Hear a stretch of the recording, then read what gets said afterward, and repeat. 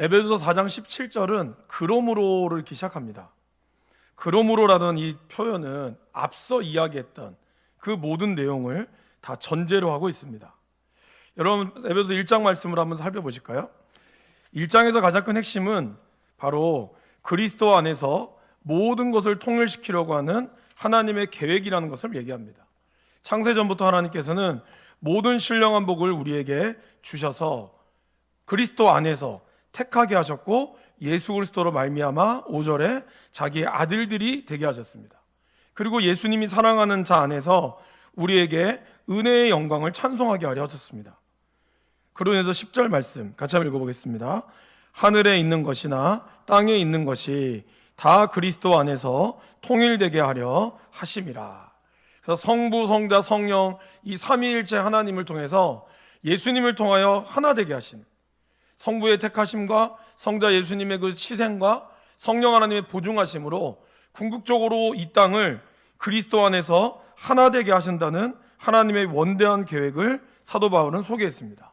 그리고 2장으로 넘어가 보시면 2장에서는 그러한 우리를 하나 되게 하기 위해서 예수 그리스도께서 우리가 우리의 허물과 죄로 인해서 죽었던 우리를 그리스도께서 우리를 위하여 죽으심으로 하나 되게 하셨음을 보여주고 있습니다.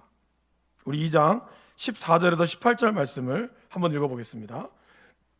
그는 우리의 화평이신지라 둘로 하나를 만드사 원수된 것 곧 중간에 막힌 담을 자기 육체로 허시고 법조문으로 된 계명의 율법을 폐하셨으니 이는 이 둘로 자기 안에서 한 세 사람을 지어 화평하게 하시고 또 십자가로 이 둘을 한 몸으로 하나님과 화목하게 하려 하심이라. 원수된 것을 십자가로 소멸하시고 또 오셔서 먼 데 있는 너희에게 평안을 정하시고 가까운 데 있는 자들에게는 평안을 전하셨으니 이는 그로 말미암아 우리 둘이 한 성령 안에서 아버지께 나아감을 얻게 하려 하심이라. 바로 이 그리스도 안에서 둘로 하나 된 것을 만드시는 그런 하나님의 모습을 우리에게 말씀합니다. 그리고 이제 3장에 넘어와서는 이러한 하나님의 지혜가 어디를 통하여서 이루어졌을까요? 교회를 통하여서. 하나님이 이렇게 둘로 하나를 만들고 그리스도의 그 희생은 바로 교회를 통하여 이루어짐을 말씀합니다. 우리 3장 9절 10절 말씀을 읽어보겠습니다.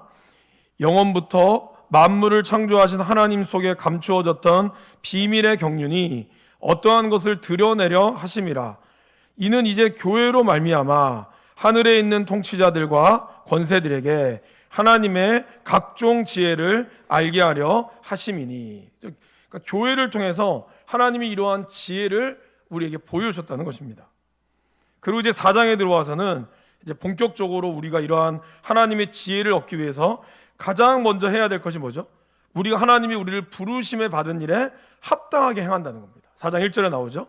너희가 부르심을 받은 일에 합당하게 행하라. 그러면 이 합당하게 행하는 가장 중요한 일이 뭘까요?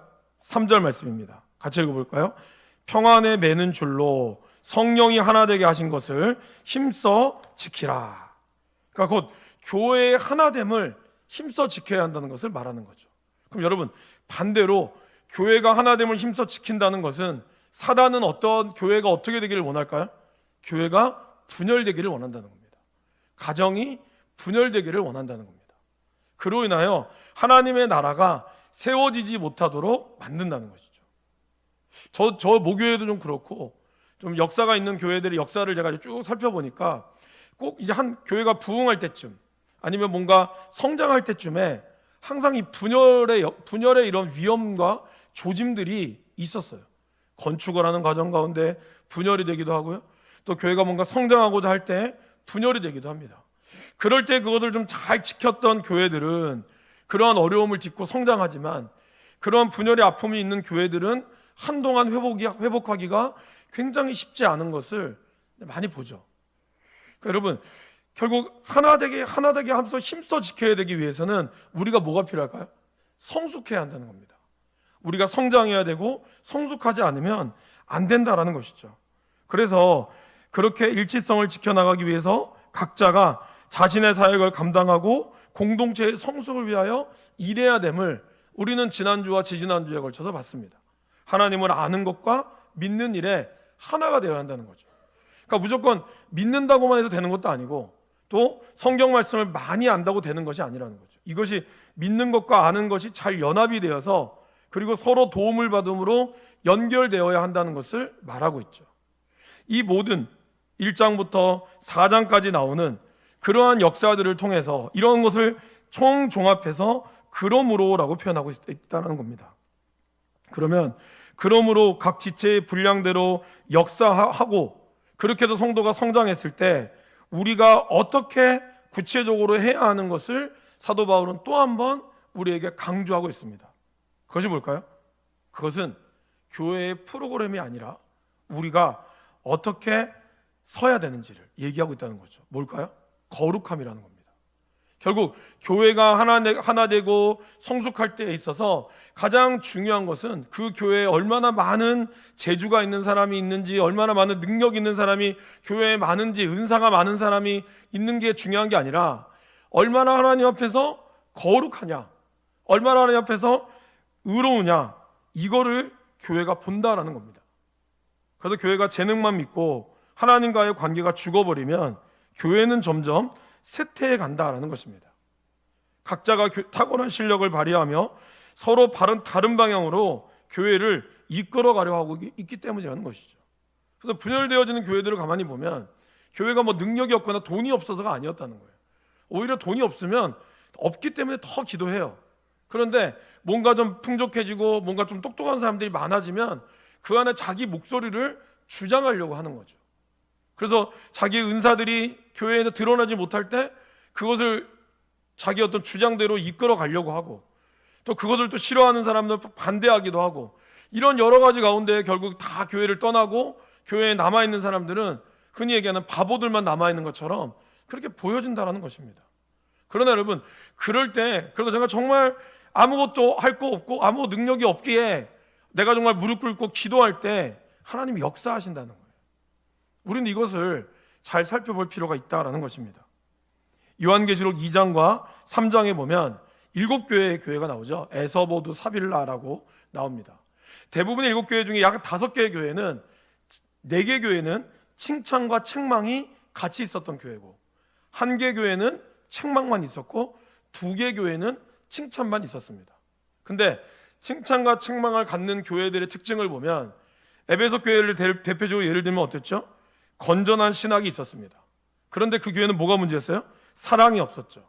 너희의 첫사랑을 회복하라. 그러니까 아는 것은 많았는데 그 아는 것을 사랑으로 담지 못하다 보니까 교회가 메말라졌다라는 것입니다. 책망만 받았던 교회, 라오디게아 교회죠. 교회 의사들도 많고 그리고 안약을 만드는 것으로 굉장히 유명했던 이 라오디게아 교회, 경제적으로 풍족했고요, 모든 것이 넘쳐났지만 하나님은 라오디게아 교회를 칭찬한 적이 없습니다. 책망만 했죠. 네가 차든지 덥든지 둘 중에 하나를 선택해라. 왜 이렇게 밍밍하냐? 이러면서 라오디게아 교회를 강력하게 책망했습니다. 자, 그러면 서모나 교회와 빌라델비아 교회, 칭찬만 받았던 교회들의 특징은 뭐였을까요? 먼저 교회가 참 어려웠어요. 사실은 빌라델비아 교회만 해도 그렇죠. 네가 작은 능력을 가지고도 칭찬했다고. 근데 그렇다면 그럼 힘이 없기 때문에 그런 건가? 아니에요. 그 교회에 어마어마한 박해가 있었습니다. 서모나 교회도 사실은 어떤 의료적인 것으로는 굉장히 유명했던 지역이라고 해요. 그러니까 그러한 교회들이 능력과 은혜보다 하나님 말씀에 충성되어 일꾼, 그렇기 때문에 그들은 경건한 신앙으로 그리스도께 순종하며 하나님의 지혜를 드러냈던 교회, 그런 교회들이 하나님의 칭찬을 받았다라는 것입니다. 오늘 그래서 사도 바울이 이제 성숙한 백성으로 나아가기 위하여 일종의 17절부터 그러므로 너희가 그렇게 살아야 되지만 주의사항이 있다는 거예요. 주의사항은 뭘까요? 거룩하라는 거예요. 그래서 먼저 반대인 거룩하지 않는 사람들을 이야기합니다. 바로 17절과 18절이죠. 우리 같이 한번 17절 18절을 에베소서 4장 17절 18절을 읽어보겠습니다. 그러므로 내가 이것을 말하며 주 안에서 증언하노니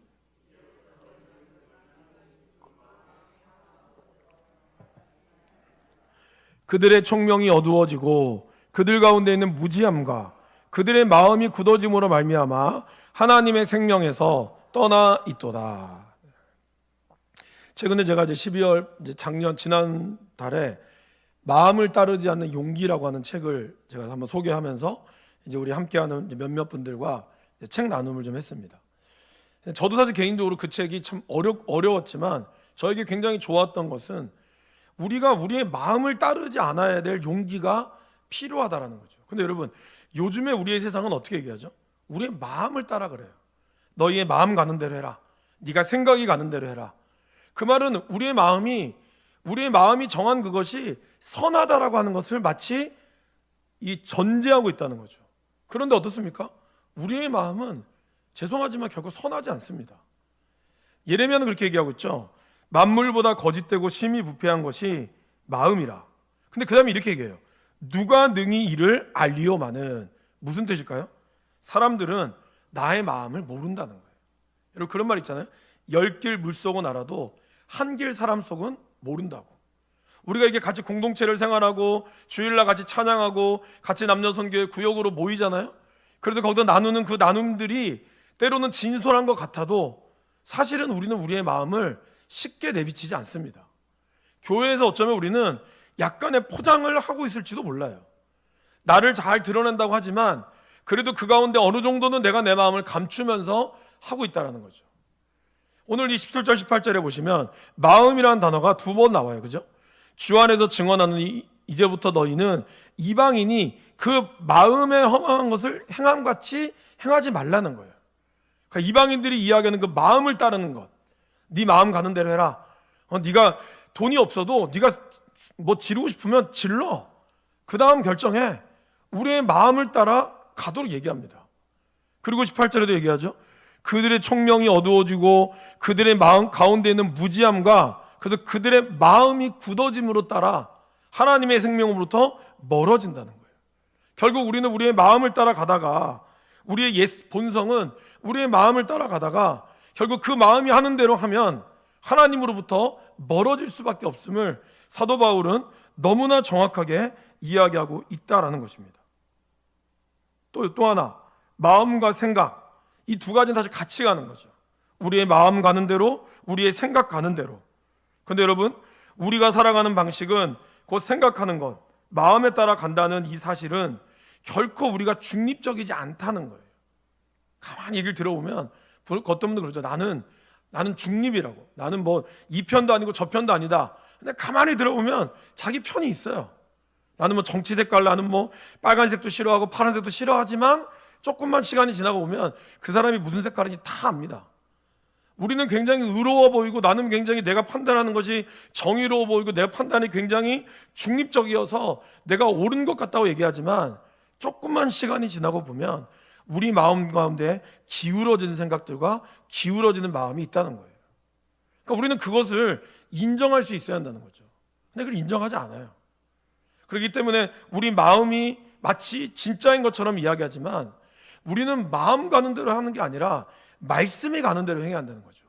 때로는 그 말씀이 나의 마음과 반대가 될지라도 오히려 말씀으로 내 마음을 이끌어 가야 되는데 마음이 내 말씀을 이끌어 가도록 하면 안 된다는 거예요. 내가 이렇게 하고 싶은데 하나님 말씀이 자꾸 내 마음을 이렇게 이끌어 가도록 강요하는 거 있잖아요. 그죠? 자기가 먹으면 맛있으면 다른 사람도 맛있어야 돼. 그래서 막 먹으면서 입에 대지도 않았는데 맛있죠? 맛있지 않아요? 계속 강요해요. 그러면 그 주변에 있는 사람들이 거기서 대놓고 맛없어요. 이렇게 말 못합니다. 맛있죠. 그러니까 우리의 마음이 가는 것이 말씀도 자꾸 마음이 가는 것처럼 말한다는 것이죠. 그런데 이렇게 얘기하잖아요. 이방인이 그 마음에 허망한 것을 행함같이. 그 말은 뭘까요? 우리의 마음이 그렇게 얘기하지만 사실 분명하지 않다는 거예요. 공허하지 않다는 거죠. 사도 바울은 로마서 1장에서 이렇게 얘기하죠. 하나님을 알되 하나님을 영원롭게 하지도 아니하며 감사하지도 아니하고 오히려 그 생각이 허망하여지며 미련한 마음이 어두워졌나니. 이방인들의 생각은 그렇다는 거예요. 하나님을 알아요. 그러나 하나님을 영원롭게 하지도 않고 오히려 그것 때문에 감사하지도 않고 자기 생각이 도리어 허망해진다는 거죠. 마음을 따른다고 하지만 결국 그 마음이 가는 것에 허망함이 있게 되고, 그리고 베드로 사도는 이것을 베드로후서 2장 17절에 이렇게 얘기하죠. 이 사람들의 특징, 이 사람들은 물 없는 샘이요 광풍에 밀려가는 안개와 같다고. 샘은 샘인데 물이 없어요. 샘 모양은 있고, 그리고 광풍이 없는 밀려가는 안개. 안개지만 여러분, 안개가 바람만 불면 금방 사라지죠. 아침에 태양만 뜨면 안개는 금방 사라집니다. 그런 것처럼 마음이 허망한 사람들은 결국에는 캄캄한 어둠이 그 가운데 예비되어 있다는 거예요. 그래서 마음과 생각이 허탄해지고 허망해진 이러한 상태가 바로 옛사람의 본질이라는 겁니다. 그러면 그러한 사람의 특징이 어떻게 나오죠? 18절에 이렇게 나오죠. 총명이 어두워지고, 그 말은 뭘까요? 이해력이 떨어진다는 겁니다. 무슨 말을 해도 말귀를 못 알아들어요. 그 말씀이 전하는 의미를 제대로 깨닫지 못해요. 이미 자기 마음 가운데 정해놓고 있으면 마음이 허망한 데에 간다는 거죠. 그러게 자기가 말을 해도 자기가 무슨 말하는지 몰라요. 그런데도 자기 주장을 고집 피우는 거죠. 여러분, 왜 우리가 저번에 한번 말씀드렸던 것 같은데 왜 우리가 이단들하고 상대하면 안 되는지 아십니까? 이단들이 옳아서가 아니에요. 그들은 이미 마음을 굳히고 있거든요. 자기 마음에 딱 정답을 가지고 있는 질문을 하는 사람 앞에는 아무리 얘기해도 속이에 경을 낍니다. 그런 분들 있죠, 여러분. 질문을 하지만 이미 자기가 정답을 갖고 있어요. 그런 분들한테는 아무리 어떠한 거를 얘기해줘도 안 듣습니다. 이단들이 그렇다는 거죠. 이미 자기 귀에 온갖 생각과 것으로 딱 임박혀 있기 때문에 어떠한 성경에 있는 진리를 얘기해도 그분들은 듣지 않습니다. 그것이 가장 무서운 거죠. 그러니까 그런 사람의 특징은 총명이 어두워지고 마음이 굳어져 있다는 거예요. 이미 딱 굳어져 있기 때문에 어떠한 곳으로 들어가도 들어가지 않는다라는 것입니다. 이러한 본질적인 문제, 특별히 지적 수준이 높은 사람일수록 하나님을 제대로 모르잖아요. 그러면 자기의 높은 지식과 세상적 경험만을 가지고 하나님의 지식을 함부로 폄하하는 거죠. 그래서 사도 바울이 고린도 교회를 이야기할 때 아테네에 전도하면서 사도 바울이 아테네의 전도를 경험하고 나서 고린도 전서를 썼거든요. 거기서 이렇게 얘기하고 있잖아요. 헬라인은 지혜를 구하기 때문에 말씀이 안 들어온다고. 오히려 하나님의 말씀을 미련하게 여기고 하나님의 말씀을 어둡게 여겼다고 그랬어요. 사도 바울을 이야기하면서 그렇게 얘기했죠. 저 말쟁이가 무슨 말 하는가 보자. 그들은 하루 종일 새로운 지식을 습득하는 것 외에는 그 아무런 그러고도 시간 때우는 사람들이에요. 뭔가 새로운 학문, 새로운 지식에만 열중하지 그것을 가지고 뭔가 자기의 삶을 변화시키고자 하는 데는 아무것도 없다는 겁니다. 제가 그 말씀드리잖아요. 우리보다 정말 똑똑한 사람은 어디에 있다고요? 서울역에. 서울역 노숙자들. 그분과 이야기하면은 엄청 똑똑합니다. 모든 신문, 조중동 신문뿐만 아니라 한겨레부터 시작해서 모든 신문을 다 주워가지고 섭렵해서 읽기 때문에 우리보다 역사를 훨씬 더 잘 알아요. 정치를 훨씬 더 잘합니다. 그러면서 자기 안에서의 무슨 정치와 경제를 막 얘기하죠. 그런 사람도 있어요. 지식적으로 누구보다 뛰어난 사람들이 엄청나게 많습니다. 그러나 그 지식이 우리를 변화시키지 못하거든요. 총명은 있으나 총명이 어두워지고 그들 가운데 있는 이 무지함, 많은 것을 안다 하지만 실제로 무지함으로 그들의 마음이 굳어져서 결국 어떻게 될까요? 결국에는 하나님으로부터 하나님의 생명에서 떠나 있다, 분리되었다는 겁니다. 하나님의 생명에서 떠나 있는 결과, 분리되어지는 결과, 이들은 아무리 허탄한 생각과 허탄한 생각을 극복해 보려고 해도 헛수고일 뿐이라는 거죠. 근데 여러분, 이것은 교회를 다녀도 마찬가지라는 겁니다. 우리가 교회를 열심히 다닌다고 하지만 예수님을 믿기는 믿어도 하나님과의 관계나 하나님과의 교제가 분명하지 않는 사람들이 있어요. 무늬만 크리스찬들, 그리고 카멜레온과 같은 사람들.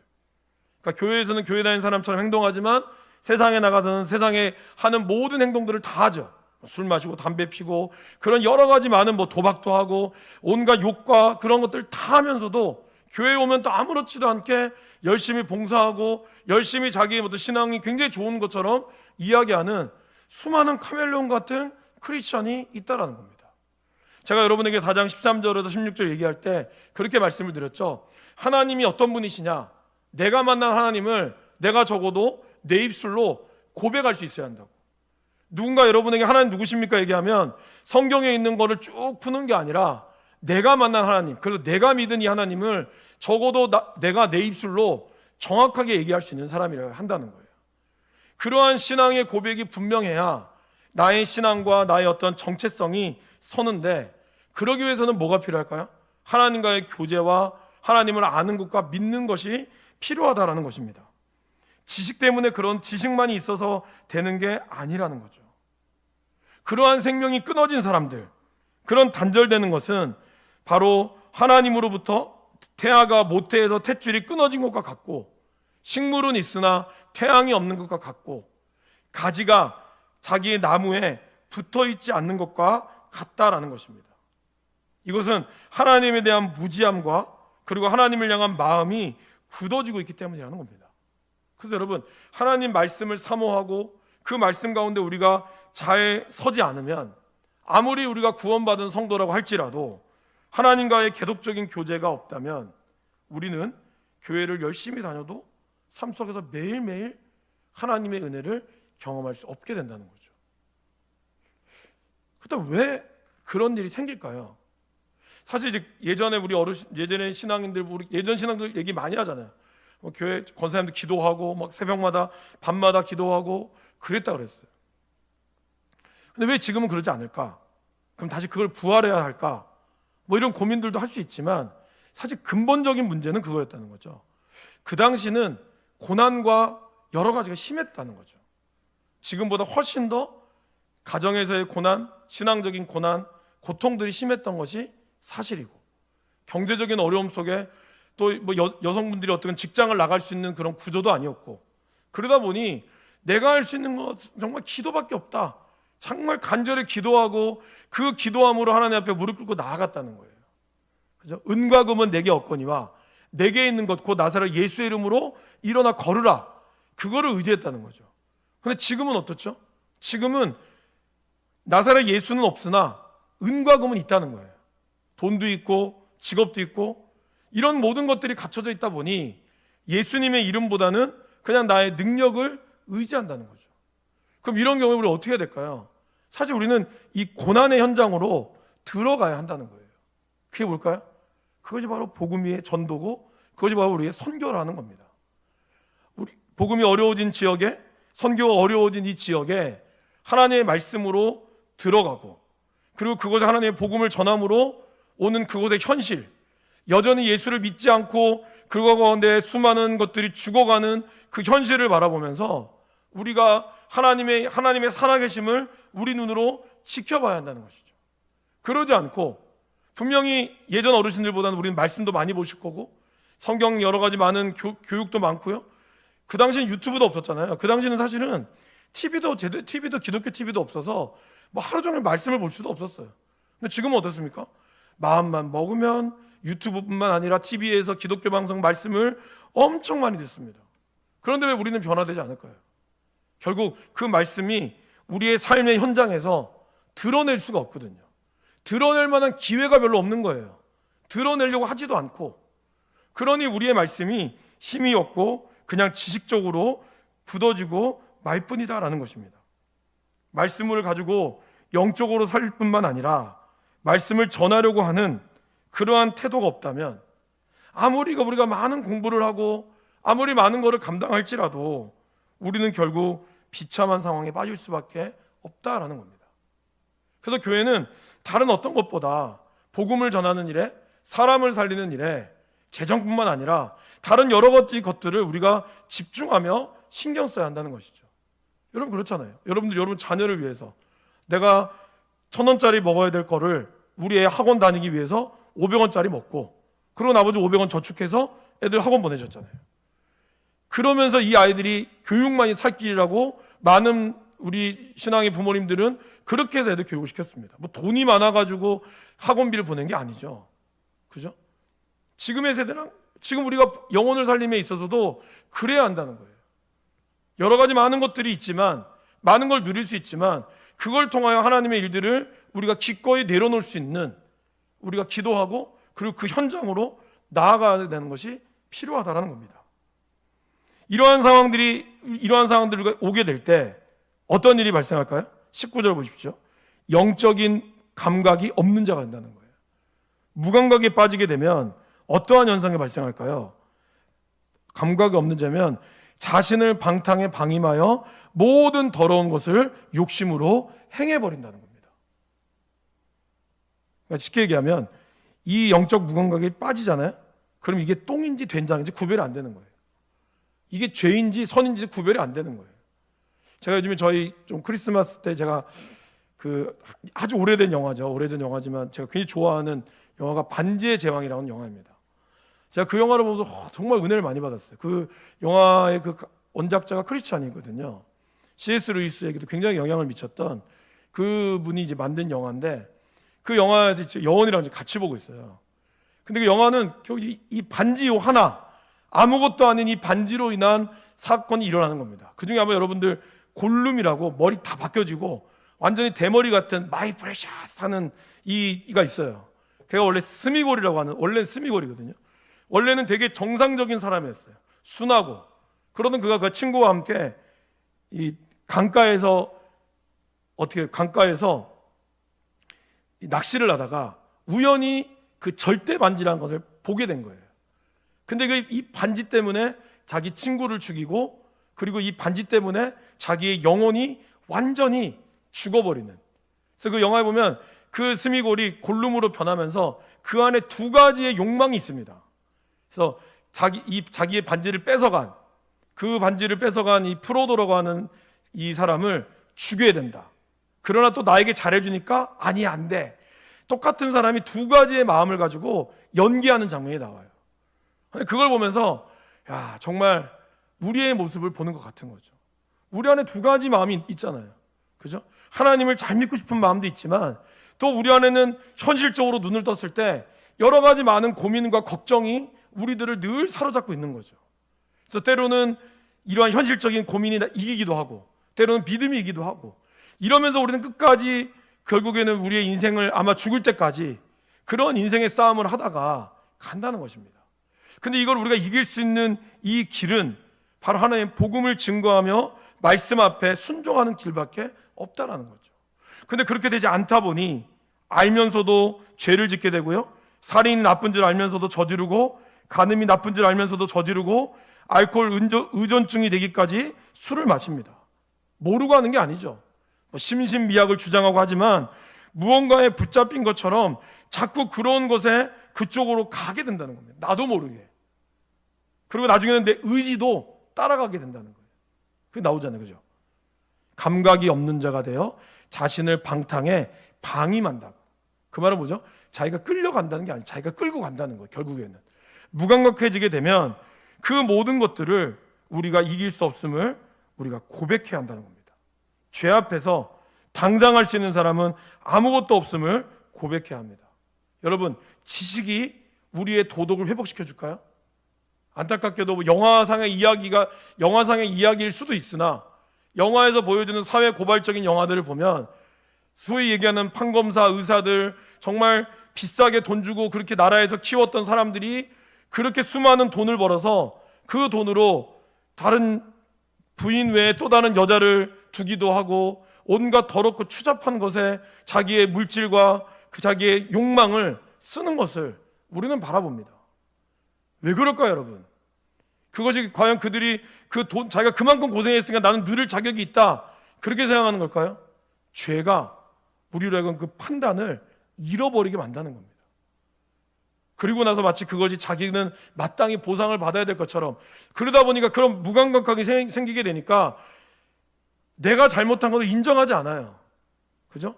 저거는 못 배운 인간들이기 때문에, 무지한 백성들이기 때문에 내가 이렇게 해도 된다고 얘기하잖아요. 그들이 이 겉에서 보여지는 마이크에서 나오는 목소리, 마이크가 꺼지는, 오프 더 레코드라고 하는 마이크가 꺼지고 나서의 그들의 소리가 다르잖아요. 겉에서는 죄송합니다고 인사하지만 돌아서서는 이제 곧 국민들은 잊어버릴 거다, 국민들은 멍청하니까 조금만 시간이 지나면 잊혀질 거야, 그러면서 또다시 버젓이 죄를 저지르고 있는 그러한 모습은 왜 그럴까요? 그들 안에 있는 이 죄된 욕망은 자기들이 가지고 있는 지식으로나 자기가 가지고 있는 그 어떠한 것으로도 이길 수 없는 거예요. 뭐만 이길까요? 예수 그리스도의 보혈의 피만이 이긴다는 겁니다. 예수님의 보혈의 피가 들어가면 그 안에서 정말 하나님이 주는 이 지혜가 일어나게 된다는 거죠. 그래서 하나님은 이러한 경건한 행동을 결국 마음으로부터 우리가 출발한다라고 얘기합니다. 그럼 여러분 어떻게 해야 될까요? 먼저 들어야 하는 거예요. 21절 말씀 보겠습니다. 같이 읽어보겠습니다. 진리가 예수 안에 있는 것 같이 너희가 참으로 그에게서 듣고 또한 그 안에서 가르침을 받았을진데. 보세요. 먼저 말씀을 듣는 과정이 필요한 거예요. 믿음은 들음에서 나기 때문입니다. 말씀을 들어야 되고 설교를 들어야 돼요. 그리고 거기서 가르침을 받아야 한다는 거죠. 그죠? 나오잖아요. 너희가 그 안에서 가르침을 받아야 한다는 겁니다. 우리가 하나님의 말씀을 제대로 듣을 뿐만 아니라 그 말씀을 내 판단이 아니라 말씀을 배우고 듣는 과정이 있어야 한다는 거죠. 1대1을 하든 구약 파노라마, 신약 파노라마를 하든 아니면 여러분들이 성경 공부를 하든 이런 과정들을 통해서 우리가 하나님의 말씀을 가르침을 배우고 그 말씀을 가지고 우리가 결단하며 나가야 한다는 겁니다. 단순히 배우는 것만 그치면 안 되고 그 말씀의 가르침을 받은 것을 반드시 우리의 삶에 써먹어야 하는 거죠. 그죠? 여러분 수많은 대학생의 자격증이 있지만 그것을 써먹지 못하면 아무런 소용이 없는 거죠. 우리가 교회 안에서 많은 가르침을 받았지만 그 가르침을 가지고 여러분들이 교회에 봉사한다거나 세상에 나가서 써먹지 않으면 그냥 그거는 내가 가지고 있는 자격증밖에 안 되는 거예요. 자격증만 갖고 있으면 뭐합니까? 아무런 쓸모가 없는데. 그것은 여러분들이 잘 섬기라고, 그것은 여러분들이 잘 하나님 나라의 백성을 위하여 성장하라고 하나님이 여러분에게 주시는 거라는 겁니다. 이거를 우리가 잘 섬기고 봉사하는 일에 써야 한다는 것이죠. 그래서 이제 사도 바울은 이러한 가르침 속에서 우리가 잘 결단하려면 첫 번째 벗어야 됨을 이야기합니다. 사도 바울은 옷을 갈아입는 과정을 통해서 설명하고 있죠. 첫 번째는 옷을 벗어야 합니다. 22절 말씀을 읽어보겠습니다. 너희는 유혹의 욕심을 따라 썩어져가는 구습을 따르는 옛사람을 벗어버리고. 유혹의 욕심을 따라 썩어져가는 이 구습이 뭘까요? 자기 중심의 욕망이라는 거예요. 우리는 우리 중심으로 돌아가려고 합니다. 그래서 철저하게 내 중심으로 돌아가려고 하는 이 욕망으로부터 우리가 벗어나야 한다는 거예요. 그래서 나 위주에서 점점 우리의 바운더리를, 우리의 영역을 넓혀가야 한다는 거죠. 내 위주의 기도 제목에서 하나님의 말씀을 배우면 배울수록 내가 아닌 다른 민족, 내가 아닌 내 이웃, 그리고 나라와 이 민족들을 향해서 기도하고 나가야 한다는 것입니다.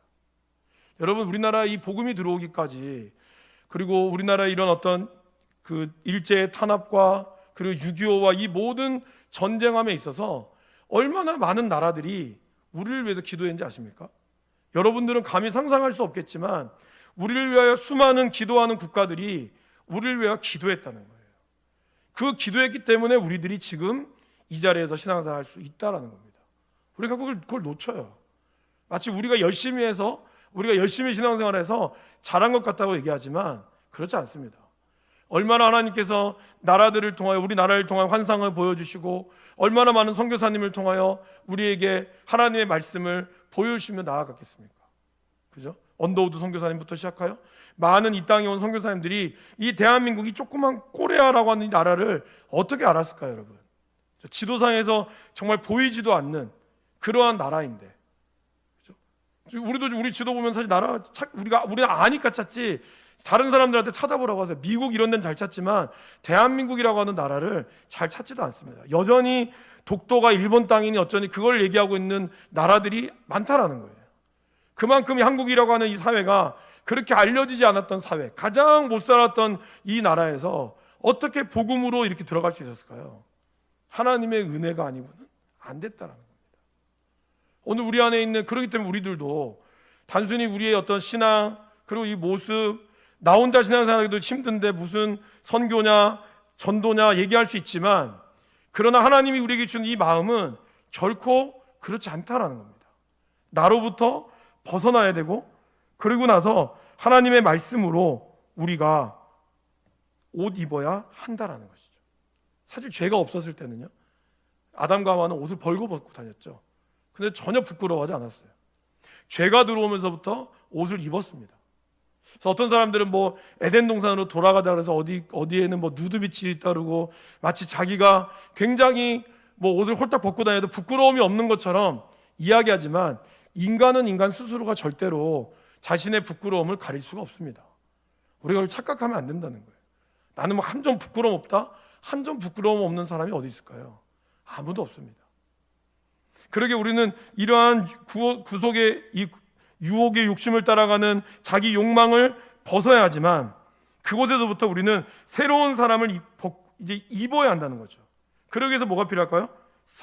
우리의 심령이 새롭게 변화가 되어야 한다는 거예요. 내 중심에서 벗어나는 것뿐만 아니라 심령이 새롭게 된다는 것은 다른 사람과의 비교에서도 벗어나야 한다는 거죠. 결국 우리의 죄의 문제 중에 하나는 비교라고 하는 죄가 있거든요. 우리 교회를 다른 교회와 비교하기도 하고, 또 나의 모습을 다른 사람과 비교하기도 하고, 그런 비교로부터 오는 나의 죄의 무게가 있어요. 이러한 무게를 온전히 줄여야 한다라는 것입니다.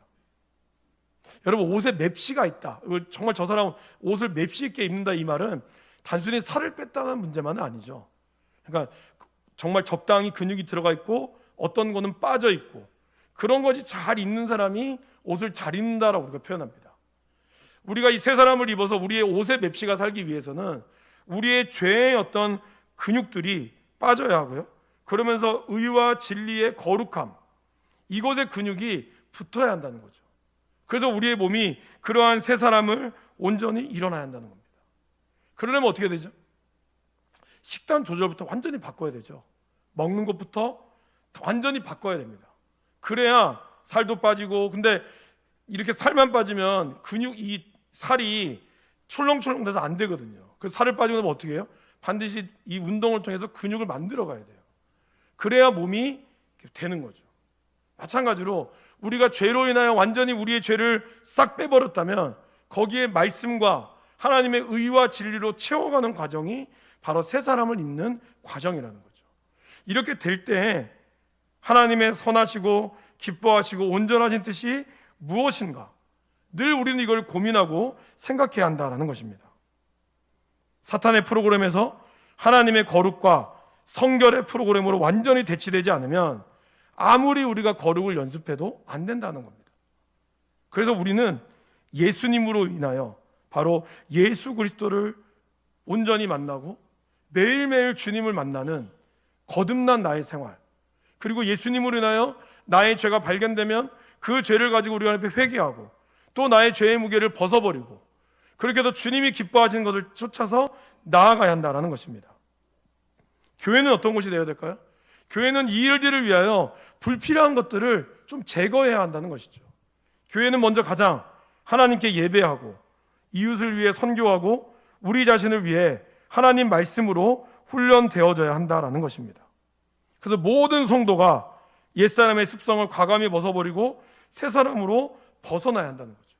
교회는 단순히 교양을 얻기 위해서 그냥 교양 생활하고 뭔가 근본적으로 말씀을 듣고 내가 지식적인 수준을 얻기 위해서 교회가 존재하는 것이 아닙니다. 하나님을 만나고 예수 그리스도를 만나서 우리가 변화되어지고 끊임없이 하나님으로 인하여 내가 세워져 나가기를 원하는 것, 그것이 우리 교회가, 또 저와 여러분들이 우리 교회에서 이끌어가야 될, 그럴 때 교회의 맵시가 사는 거예요. 그럴 때 교회가 생명력 있는 역할을 감당할 수 있다는 것입니다. 사랑하는 여러분, 사도 바울이 이야기했던 이 옛사람과 새사람, 우리는 하나님으로부터 받은 새로운 생명을 부여받았습니다. 그러나 그 생명이 끊임없이 열매를 맺기 위해서는 우리 안에 있는 부단한 말씀을 읽고 그리스도가 우리를 지배하도록 우리가 늘 끊임없이 우리의 자아와 나의 죄된 욕망과 싸워야 한다는 것이죠. 그러면서 우리는 하나님 말씀을 점점점 읽어갈 뿐만 아니라, 그리고 주의 복음을 전하는 일에 힘써야 한다는 것입니다. 올 한 해 제가 에베소 6장 19절 말씀을 나눴죠. 복음의 비밀을 우리가 담대히 전하는, 복음의 비밀을 담대히 전할 때, 우리가 마땅히 해야 할 말을 할 때 하나님께서 역사하시고 하나님이 그러한 교회를 사용하시고 붙드시는 줄 믿습니다. 그리고 그러한 성도를 하나님이 사랑하시고 이끄신다는 것을 여러분 기억하시고, 이 올 한 해 2025년도도 하나님의 은혜로 또 그 말씀을 전하는 삶으로 하나님이 여러분에게 부어주시는 정말 놀라운 은혜를 경험할 수 있기를 간절히 축원합니다. 우리 함께 찬양하실까요? 찬송가 421장입니다.